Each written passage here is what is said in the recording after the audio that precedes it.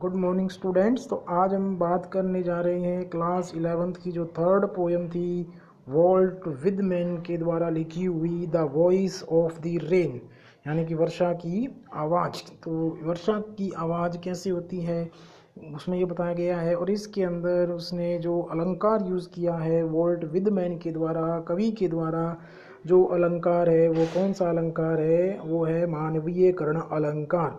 मानवीयकरण अलंकार वो होता है जब हम किसी नॉन लिविंग थिंग को आई के रूप में क्या करते हैं? रिफ्लेक्ट करते हैं। आई के रूप में जब उसे हम रिफ्लेक्ट करेंगे तो वहाँ पर जो फिगर ऑफ स्पीच होती है वो कौन सी होती है? पर्सोनिफिकेशन होती है, मानवीयकरण होती है। चलो इस कविता के अंदर हम देखते हैं क्या है। And who are thou said I to the soft falling shower. तुम कौन हो? यू, दाऊ का मतलब यू। तुम कौन हो? मैंने वर्षा की गिरती हुई बूंदों से पूछा कि तुम कौन हो। विच स्ट्रेंज, जो कि मुझे क्या लगा, बड़ा अजीब लगा। To tell, gave me an answer, यह बताते हुए मुझे बहुत ही अचंभित महसूस कर रहा हूँ कि वर्षा की गिरती हुई बूंदों ने मुझे क्या दे दिया? आंसर दे दिया। और उसी आंसर को यहाँ पर मैं क्या कर रहा हूँ? ट्रांसलेट कर रहा हूँ। I am the poem of earth, मैं क्या हूँ? मैं, अब वर्षा जो है देखो आई के रूप में रिफ्लेक्ट किया, आई के रूप में रिफ्लेक्ट करते ही ये क्या हुआ? आई के रूप में रिफ्लेक्ट करते ही ये पर्सोनिफिकेशन हुआ कि मैं क्या हूँ? मैं इस पृथ्वी की कविता हूँ। इस पृथ्वी की कविता हूँ। किसने कहा? वर्षा की जो गिरती हुई बूंदें हैं उन्होंने कहा कि मैं इस पृथ्वी की क्या हूँ? कविता हूँ।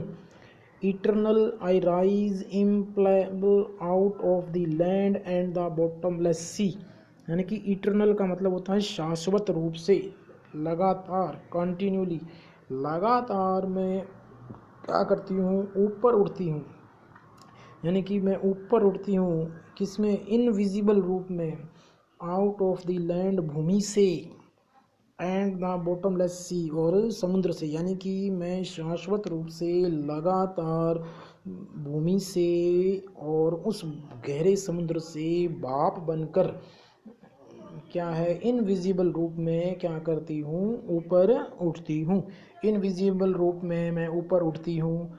अपवर्ड टू हेवन, स्वर्ग की तरफ। वेंस, जहाँ पर वेगवली फॉर्म्ड ऑल टुगेदर, वहाँ पर मैं क्या है? बादल के रूप में क्या हुए? एकत्रित हो जाती हूँ।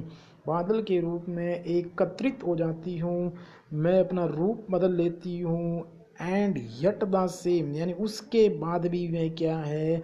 मैं सेम हूँ, मैं वही हूँ, कि मैं वही भाप हूँ जो मैं समुद्र से और उस भूमि से ऊपर उठी थी अदृश्य रूप में, इनविजिबल रूप में।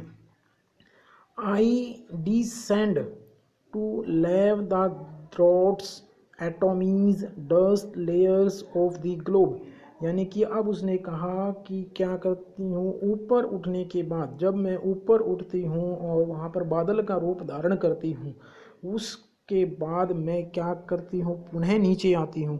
पुनः नीचे आती हूँ। नीचे आने के बाद मैं क्या करती हूँ?